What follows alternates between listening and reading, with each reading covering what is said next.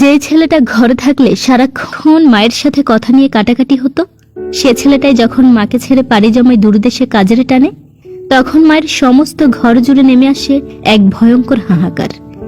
ছেলেটাকে এক পলক দেখার জন্য সেই মা মরিয়া হয়ে ওঠে, কথা বলতে গেলে বাচ্চাদের মতো কেঁদে ফেলে।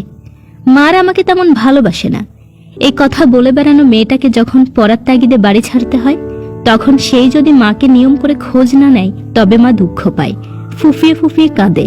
মেয়ের সারাদিনের গল্প শোনার জন্য অপেক্ষা করে ঘন্টার পর ঘন্টা। আসলে জানো তো, মায়েরা এমনই হয়। তুমি রাতের খাবার না খেলে যেমন বকাঝকা করে চোখ রাঙাবে, তেমনি পরক্ষণে প্লেটে খাবার নিয়ে তোমায় মুখে তুলে খাইয়ে দিতে দিতে না খেলে শরীর খারাপের গল্প শোনাবে। তুমি সামনে থাকলে তোমায় যেমন সারাক্ষণ কথা শোনাবে, তেমনি তার থেকে দূরে গেলে কেঁদে বুক ভাসাবে।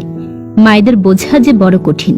তাদের ডিকশনারিতে না মন খারাপ, মুড সুইং, অভিযোগ, অভিমান এই শব্দগুলো ঠাঁই মেলে না, খুঁজলেও পাওয়া যায় না। তবে হ্যাঁ, তাদের ডিকশনারিতে থাকে ভীষণ স্নিগ্ধ কিছু গ্রান, ভালোবাসা, যত্ন আর আদুরে কোল। মুখে ভালোবাসি না বললেও মায়েরা সবচেয়ে বেশি ভালো তার সন্তানকেই বাসে।